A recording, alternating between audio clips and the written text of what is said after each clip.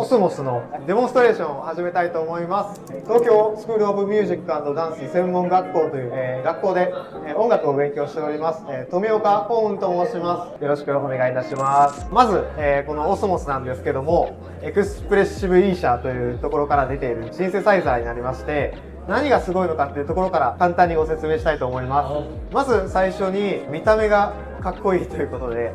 とりあえず質感が良くて色も黒で統一されてる感じ、見た目だけで欲しくなるようなデザインしてるんですけども、何ができるのかっていうで話していきたいと思います。普通の鍵盤をちょっと想像してほしいんですけども、普通の鍵盤って押して音が鳴る、で離したら音が消える。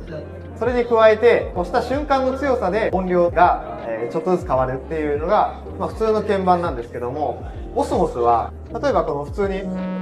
音を出した後、ここまでは普通の鍵盤なんですけども、ここからさらに押し込むことができるんですね。鍵盤を押した後にもう一段階押し込むことができます。それだけじゃなくて弱めることもできる。アフタータッチって言うんですけど、そういう表現ができたり、一つの鍵盤を一本の指で押してるだけなんですけども、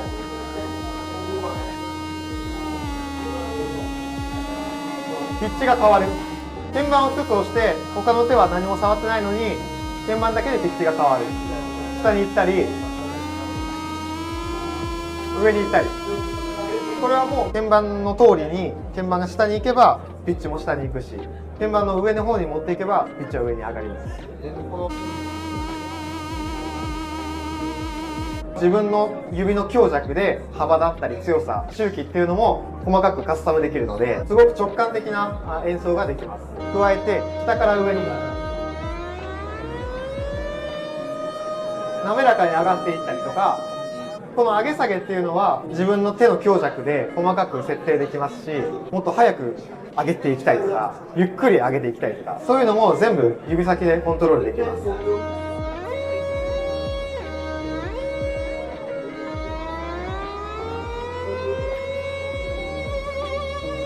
この鍵盤の端から端までも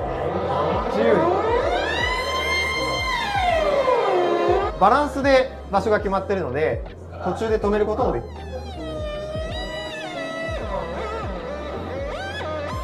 こんな変なことができる。まだあるんですけども、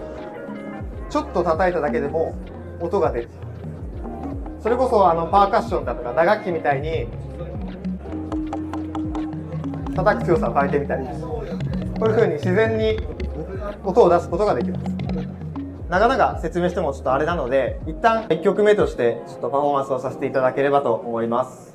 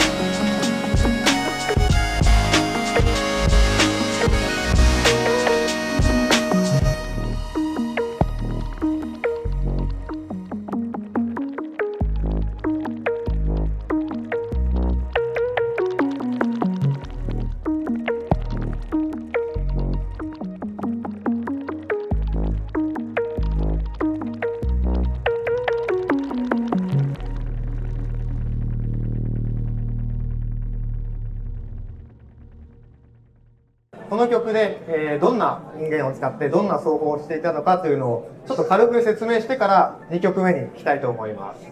まず最初のこの音ですね。まさにもう打楽器パーカッションのような音で叩いてすぐ反応しますと。叩く以外にも押し込むとこういう違う音が出ます。これ一つの音源だけでできるので同じ音源でも違う弾き方ができる奥深いものになっております。で次の音源ですね。アフタータッチと言われるいわゆる押し込むところの動作が分かりやすいんですけども、普通に押しただけだとここまでしか出ないんですけども、ここからさらにもう一段階上げることでここまで音が激しくなる。強くした後に弱くしていくことももちろんできますし、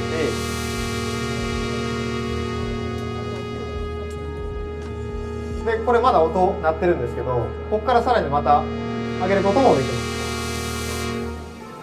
こうやって揺らしてみたりとかボヨボヨボヨしたりとか、これがアフタータッチと言われるものですね。この音ですね。基本的にはビブラートをかけて使用していたんですけども、こんな感じに、好きなようにビブラートをかけられますし、なかなかパンチのある音なんですけども、実はこれ1個前の音源と同じ音でして、音源自体は同じで、ここのバーです。これを上げるだけでまた全然違う音になる。一つの音源だけでも本当に幅広い使い方があって、中に500ぐらいのプリセットがあるんですけども、コスモスの内部で音を細かくカスタムできます。息をかけたりとか明るさを変えたりとかポンプかけてみたりとか、たくさんプリセットをいじることができるので、そういう意味では実質 2,3 倍のプリセットが入ってるっていう風に考えても大丈夫かなというふうに思います。次バイオリンなんですけど、やっぱりこれが一番コスモスにふさわしいというか、一番分かりやすいし、一番弾いてても楽しい。もちろんさっきのアフタータッチもありますし、ビブラートもかけられますし、バイオリンってやっぱりもともとこういう奏法があるので、すごく自然ですよね。こういう奏法がそのまま使えるっていうのは。それに加えて、この上の部分を手の底でなぞる、重心を変えていく。そうすると幻想的な、バイオリンでいうところのグリッサンド奏法っていうものを再現した形ですね。ここに全体のピッチベンドがあるんですけども、これと組み合わせても飛ばしてみたりとか、上に下に下ろしていったりっていう表現もできます。で、上を使うっていうもの自体は今回ここで曲を作るにあたって勝手に発掘したものなんですけど、こういう使い方もできるんじゃないかっていうことで、実際ストリングスって普通の鍵盤で弾いたりとか打ち込みってどうしてもリアルにならないところがあるので、こういうキーボードであれば弾き方によってはかなりリアルになるんじゃないかというふうに思っております。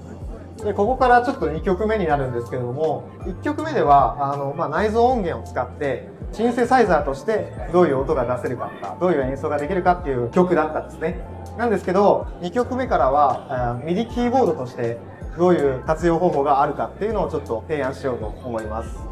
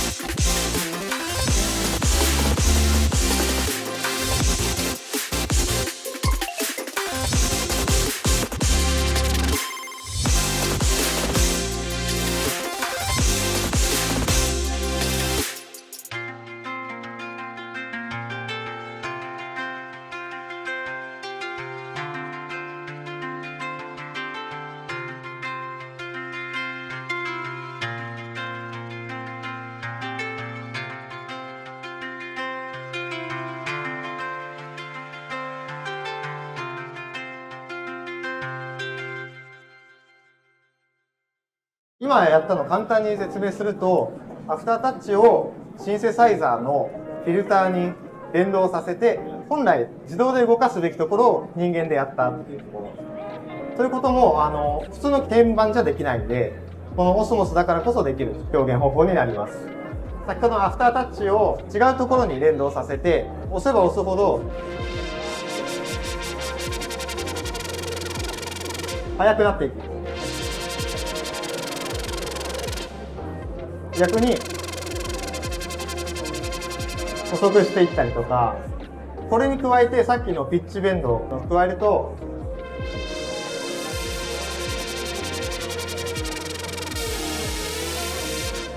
こういう